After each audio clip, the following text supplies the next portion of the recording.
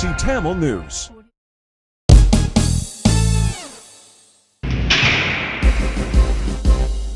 TBC News Highlights.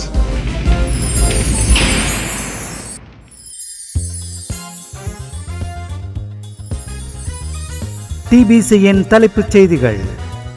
யாழ்ப்பாண மாவட்டத்தில் போட்டியிடவிருக்கும் இலங்கை தமிழரசுக் கட்சியின் வேட்பாளர்கள் பட்டியல் இறுதி செய்யப்பட்டிருக்கிறது.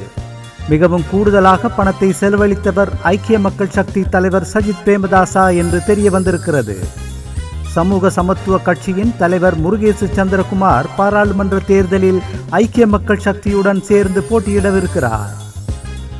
வடகிழக்கில் வாழும் தமிழர்களுக்கு ஒரு மூலோபாய கூட்டணியை உருவாக்கி எதிர்கால ஜனநாயக செயல்முறையை ஒற்றுமையாக எதிர்கொள்ள வேண்டும் என பிரித்தானிய தமிழர் பேரவை வேண்டுகோள் விடுத்துள்ளது. பாராளுமன்ற தேர்தலில் 6 அரசியல் கட்சிகளுக்கு போட்டியிடுவதற்கு தடை விதிக்கப்பட்டிருப்பதாக தேர்தல்கள் ஆணைக்குழு அறிவித்திருக்கிறது. அரசியல்வாதிகள், அரசாங்க அதிகாரிகள் மற்றும் இராணுவ அதிகாரிகள் உட்பட 7 பேருக்கு சட்ட நடவடிக்கை எடுக்க தீர்மானித்திருப்பதாக லஞ்ச ஊழல் ஆணைக்குழு அறிவித்திருக்கிறது. வணக்கம், நீங்கள் இணைந்திருப்பது TBCயின் மாலை தமிழ் செய்திகளுடன். இனி விரிவான செய்திகளை பார்ப்போம். பாராளுமன்ற தேர்தலில் யாழ்ப்பாண மாவட்டத்தில் போட்டியிடவிருக்கும் இலங்கை தமிழரசுக் கட்சியின் வேட்பாளர்கள் பட்டியல் இறுதி செய்யப்பட்டிருக்கிறது. அதன் விவரங்களை கட்சியின் பேச்சாளரான MA சுமந்திரன் இன்று வெளியிட்டார். தந்தை செல்வாவின் பேரன் SCC இளங்கோவன், சட்டத்திரணி கேசவன் சயந்தன், சந்திரலிங்கம் சுகிர்தன், சுரேகா சுசீந்திரன், இமானுவேல் ஆனோல்ட், கிருஷ்ணவேணி ஸ்ரீதரன், தியாகராஜா பிரகாஷ் ஆகியோரே சுமந்திரனுடனும் சிவஞானம் ஸ்ரீதரனுடனும் இணைந்து தமிழரசுக் கட்சியின் யாழ்ப்பாண மாவட்ட வேட்பாளர்கள் பட்டியலில் இடம்பெறுவராவர். அத்துடன் மட்டக்களப்பு மாவட்ட வேட்பாளர்கள் பட்டியலும் இறுதி செய்யப்பட்டிருக்கிறது. ராசானக்கியன், கிசேயோன், மட்டக்களப்பு மாநகர சபை முன்னாள் மேயர் தி சரவணபவன், வைத்தியர் ஸ்ரீநாத் ஆகிய 4 இறுதி செய்யப்பட்டுள்ளனர். ஏனைய 2 வேட்பாளர்களும் மட்டக்களப்பு மாவட்ட கிளையுடன் கலந்தாலோசித்து அறிவிக்கப்படுவர். வன்னி, திருகோணமலை, அம்பாறை ஆகிய மாவட்டங்களுக்கான தமிழரசுக் கட்சியின் வேட்பாளர்களின் பட்டியல் இறுதி செய்யப்படவில்லை. அவை தொடர்பில் எதிர்வரும் புதன்கிழமை இறுதி செய்யப்படும் என்று இன்று மாலை வவுனியாவில் செய்தியாளர்களிடம் சுமந்திரன் கூறினார். திருகோணமலையில் ஜனநாயக தமிழ் தேசிய கூட்டணியுடன் இணைந்து நாம் போட்டியிடுகிறோம். அவர்களுக்கு 3 ஆசனங்கள் வழங்கப்பட்டுள்ளன. அதுவும் புதன்கிழமையே இறுதி செய்யப்படும் என்றார். அம்பாறை மாவட்டத்தில் தமிழரசுக் கட்சியின் கிளையினர் கலந்துரையாடி எடுத்த முடிவுக்கு அமையவே எமது சின்னத்தில் தனித்து போட்டியிடுகிறோம். வேட்பாளர்கள் பட்டியல் புதன்கிழமை இறுதி செய்யப்படும். இந்த தடவை மக்களின் எதிர்பார்ப்புகளுக்கு ஏற்ற முறையில் புதுமுகங்களுடனும் இளையவர்களுடனும் எமது கட்சி களமிறங்குகிறது என்று சுமந்திரன் கூறினார்.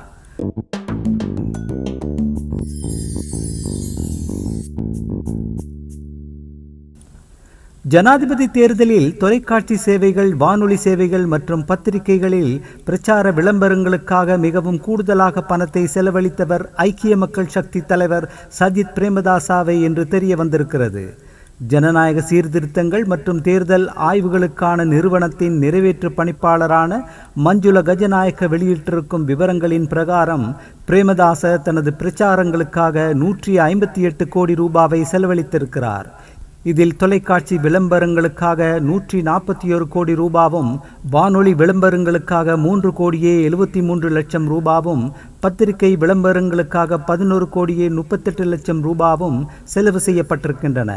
ஏனைய பிரச்சார செலவினங்களையும் சேர்த்து பார்த்தால் பிரேமதாசா ஜனாதிபதி தேர்தலுக்கு ஒரு வேட்பாளர் செலவு செய்யக்கூடிய உச்ச வரம்பு என்று தேர்தல்கள் ஆணைக்குழு நிர்ணயித்த தொகையை விடவும் மிகவும் கூடுதலாக செலவு செய்திருக்கிறார். 2வதாக கூடுதல் பணத்தை செலவு செய்திருப்பவர் ஊடக நிறுவனங்கள் பலவற்றின் உரிமையாளரான சர்வஜன பலய கட்சியின் வேட்பாளர் திலீப் ஜெயவீரவே. அவர் 83 கோடியே 88 லட்சம் ரூபாவை செலவிட்டிருக்கிறார். இதில் தொலைக்காட்சி விளம்பரங்களுக்காக 80 கோடி 88 லட்சம் ரூபாவும், பத்திரிகை விளம்பரங்களுக்காக 2 கோடியே 43 லட்சத்து 30,000 ரூபாவும், வானொலி விளம்பரங்களுக்காக 56 லட்சத்து 70,000 ரூபாவும் செலவாகியிருக்கிறது.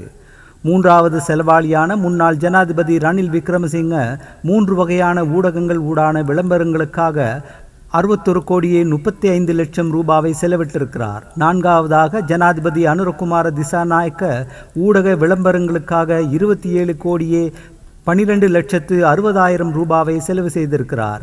இலங்கையில் பதிவு செய்யப்பட்ட வாக்காளர்களின் தொகை 1,70,14,000 ஆகும். ஒரு ஜனாதிபதி வேட்பாளர் ஒரு வாக்காளருக்கு 109 ரூபாய் என்ற அடிப்படையில் செலவு செய்யக்கூடிய உச்சபட்ச தொகையாக 182,82,98,586 ரூபாவை நிர்ணயித்திருந்தது என்பது குறிப்பிடத்தக்கது.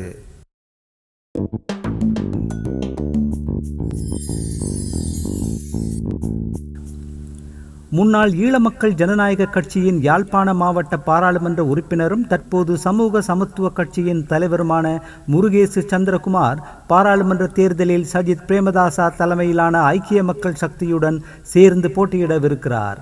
ஜனாதிபதி தேர்தலில் தமிழ் பொது வேட்பாளர் அரியநேத்திரனின் சங்கு சின்னத்தை தற்போது தம் வசம் எடுத்துக்கொண்ட ஜனநாயக தமிழ் தேசிய கூட்டணியின் சில தலைவர்கள் தங்களுடன் இணையுமாறு சந்திரகுமாரை கேட்ட போதிலும் அவர் அதற்கு இணங்கவில்லை என்று அறிய வருகிறது. பிரேமதாசாவின் கட்சி தலைமையிலான ஐக்கிய மக்கள் கூட்டணியில் இணைந்து தனது கட்சி பாராளுமன்ற தேர்தலில் யாழ்ப்பாண மாவட்டத்தில் போட்டியிட தீர்மானித்திருப்பதாக சந்திரகுமார் டிபிசிக்கு கூறினார். கிளிநொச்சி தொகுதியிலும் போரினால் பாதிக்கப்பட்ட மக்களின் புனர்வாழ்வு பணிகளில் அண்மை காலமாக தன்னை ஈடுபடுத்தி வரும் அவருக்கு அந்த தொகுதியில் கணிசமான மக்கள் ஆதரவு இருக்கிறது. ஜனாதிபதி தேர்தலில் இலங்கை தமிழரசு கட்சியின் உத்தியோகபூர்வமான தீர்மானத்தையும் மீறி முன்னாள் பாராளுமன்ற உறுப்பினர் சிவஞானம் ஸ்ரீதரன் அரியநேத்திரனுக்கு ஆதரவு அளித்த போதிலும் கிளிநொச்சி தொகுதியில் அரியநேத்திரனையும் விட பிரேமதாசா 10,000க்கும் அதிகமான வாக்குகளை கூடுதலாக பெற்றார். சந்திரகுமார் பிரேமதாசாவுக்கு ஆதரவாக பிரச்சாரம் செய்தார். ஆனால் கிளிநொச்சியில் ஸ்ரீதரனுக்கு இருக்கும் ஆதரவில் ஒரு சரிவு ஏற்பட்டிருப்பதாக அவதானிகள் கூறினார்கள். இது இவ்வாறு இருக்க யாழ்ப்பாண மாவட்டத்தில் ஐக்கிய மக்கள் கூட்டணியின் தலைமை வேட்பாளராக சந்திரகுமாரை நிறுத்துவதற்கு உத்தேசிக்கப்படுவதாகவும் அதை ஐக்கிய மக்கள் சக்தியின் வடமாகாண பிரதம அமைப்பாளரான உமாச்சந்திரா பிரகாஷ் ஆட்சேபித்ததாகவும் வெளியான தகவல்கள் குறித்து சந்திரகுமாரிடம் கேட்டபோது சில ஊடகங்கள் அவ்வாறான தவறான செய்திகளை வெளியிட்டிருப்பதாகவும் சந்திரகுமாரை தலைமை வேட்பாளராக நிறுத்தினால் தேர்தலில் இருந்து ஒதுங்கப் போவதாக நான் ஒருபோதும் எவரிடமும் கூறவில்லை என்று அவர் தனக்கு நெருக்கமான சிலரிடம் கூறியதாக தெரிய வருகிறது என்றும் அவர் பதிலளித்தார்.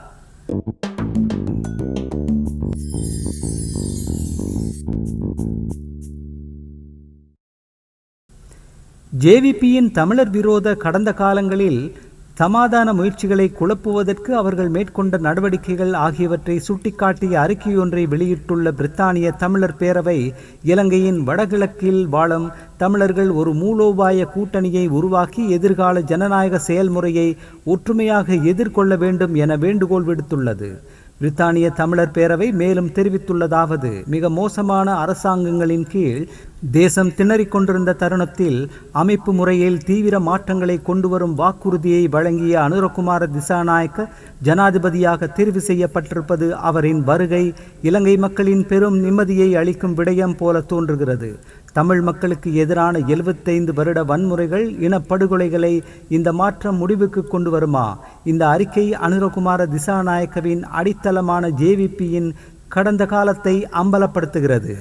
புதிதாக தெரிவு செய்யப்பட்டுள்ள அனுரகுமார திசாநாயக்க யார்? அவரின் பின்னணி என்ன? பலர் தெரிவிப்பது போல அவர் மார்க்சிசவாதி இல்லை. மாறாக அவர் இலங்கை அரசியலில் இடதுசாரி சிங்கள தேசியவாதி. அவரது ஆட்சி காலத்தில் இன்னமும் இடம்பெறாத விடயங்களுக்கான சான்றாக அவரது அரசியல் வாழ்க்கை காணப்படுகிறது. இந்த அறிக்கையில் பிரித்தானிய தமிழர் பேரவை ஜேவிபி மற்றும் அனுரகுமார திசாநாயக்க குறித்து சில விடயங்களை முன்வைக்க விரும்புகிறது. தனது மாணவர் காலத்தில் அனுரகுமார திசாநாயக்க தமிழ் எதிர்ப்பு மேற்குலக எதிர்ப்பு கொள்கைவாதியாக இந்திய எதிர்ப்பு சிங்கள பௌத்த அடிப்படைவாத அமைப்பான ஜேவிபியில் இணைந்தார். 1987 இந்திய இலங்கை உடன்படிக்கையை எதிர்த்தார்.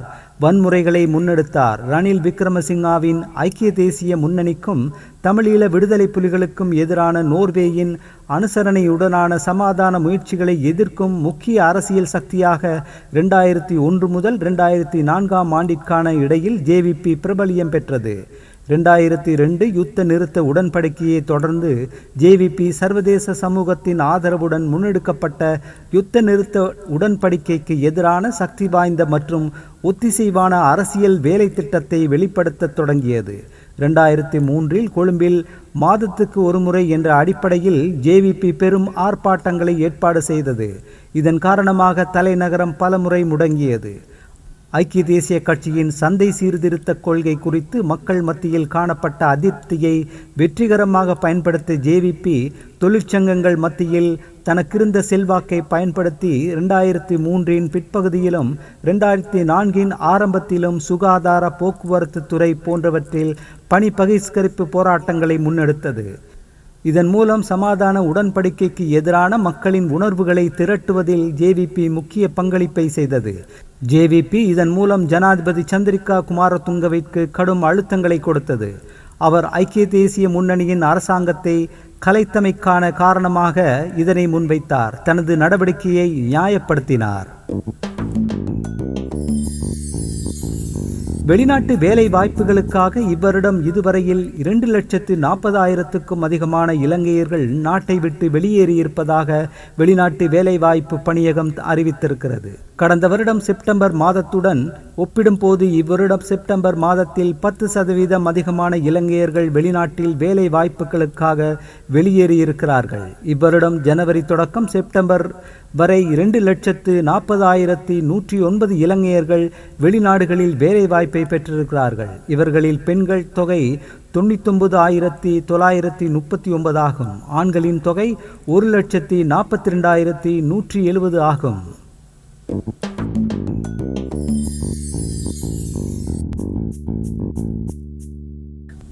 எதிர்வரும் பாராளுமன்ற தேர்தலில் 6 அரசியல் கட்சிகளுக்கு போட்டியிடுவதற்கு தடை விதிக்கப்பட்டிருப்பதாக தேர்தல்கள் ஆணைக்குழு அறிவித்திருக்கிறது.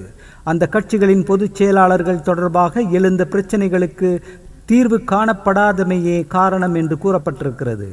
ஈழவர் ஜனநாயக முன்னணி, ஐக்கிய மக்கள் சுதந்திர முன்னணி, ஐக்கிய இலங்கை பொதுஜன கட்சி, ஐக்கிய லங்கா மகாசபை, இலங்கை மக்கள் கட்சி, ஸ்ரீலங்கா முற்போக்கு முன்னணி ஆகியவை அந்த கட்சிகளாகும். பிரச்சினைக்கு தீர்வு காண்பதற்கு அந்த கட்சிகளின் பிரதிநிதிகளை அழைத்து நடத்திய பேச்சுவார்த்தைகள் பயனளிக்கவில்லை என்று தேர்தல்கள் ஆணையாளர் நாயகம் சமன் ஸ்ரீ ரத்நாயக்க கூறினார். இந்த கட்சிகள் அரசியல் நடவடிக்கைகளில் ஈடுபடலாம், தேர்தலில் போட்டியிடுவதற்கான வாய்ப்பை மாத்திரம் இழந்திருக்கின்றன என்றார் சமன். அரசியல்வாதிகள், அரசாங்க அதிகாரிகள் மற்றும் இராணுவ அதிகாரிகள் உட்பட 7 பேருக்கு சொந்தமான சொத்துக்களை முடக்குவதற்கு சட்ட நடவடிக்கை எடுக்க தீர்மானித்திருப்பதாக லஞ்ச ஊழல் ஆணைக்குழு அறிவித்திருக்கிறது. இந்த சந்தேக நபர்கள் அவர்களின் சொத்துக்களையும் வங்கி கணக்குகளையும் காப்புறுதி திட்டங்களையும் பயன்படுத்துவதை தடுப்பதற்கு நடவடிக்கை எடுக்கப்பட்டிருக்கிறது. இந்த சந்தேக நபர்கள் பெருமளவு சொத்துக்களை எவ்வாறு குவித்தார்கள் என்று விசாரணைகள் முன்னெடுக்கப்படுவதாகவும், இவர்கள் தங்கள் வழமையான சம்பளங்களின் மூலமாக இவ்வளவு சொத்துக்களை ஒருபோதும் வாங்கியிருக்க முடியாது என்றும் லஞ்ச ஊழல் ஆணைக்குழு வட்டாரங்கள் கூறின. தங்களது குடும்பங்கள் மற்றும் நெருங்கிய உறவினர்கள் மூலமாக இந்த சொத்துக்களை தாங்கள் பெறக்கூடியதாக இருந்ததாக இந்த 7 பேரும் கூறியது பொய்யானது என்று விசாரணைகள் மூலம் நிரூபிக்கப்பட்டிருப்பதாகவும் அந்த வட்டாரங்கள் கூறின.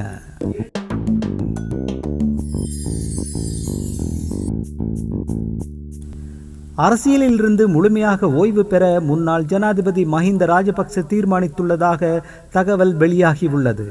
எதிர்வரும் தேர்தலில் போட்டியிடுவதில்லை என மஹிந்த தீர்மானித்துள்ள நிலையில் அவர் அரசியலில் இருந்து ஓய்வு பெறுவது தொடர்பான தகவல் வெளியாகியுள்ளது. சமகால அரசியலில் நிலவும் பாதகமான சூழல், உடல்நிலை, வயது போன்றவற்றை கருத்தில் கொண்டு அவர் இந்த முடிவை எடுத்துள்ளதாக மஹிந்தவுக்கு நெருக்கமான வட்டாரங்கள் தெரிவித்துள்ளன. பாரம்பரிய அரசியல் மீது முன்வைக்கப்பட்ட விமர்சனங்களும் இந்த முடிவுக்கு காரணமாக அமைந்துள்ளதாக சுட்டிக்காட்டப்பட்டுள்ளது. கடந்த காலங்களில் பல்வேறு இடம்பெற்ற ஊழல் மோசடிகள் தொடர்பில் மஹிந்த ஆட்சியில் அங்கம் வகித்த பலர் மீது குற்றம் சுமத்தப்பட்டுள்ளது. இது தொடர்பில் நாட்டு மக்கள் கடும் அதிருப்தி அடைந்துள்ளனர். கடந்த ஆட்சியின் போது இலங்கையின் பொருளாதார நெருக்கடிக்கு மஹிந்த அரசாங்கமே காரணம் என நீதிமன்றம் தீர்ப்பு வழங்கியுள்ளமை குறிப்பிடத்தக்கது. அந்த செய்தியோடு நிறைவுக்கு வருவது டிபிசியின் இன்றைய மாலை தமிழ் செய்திகள். மீண்டும் நாளை காலை வழமை போல் சந்திக்கலாம். வணக்கம்.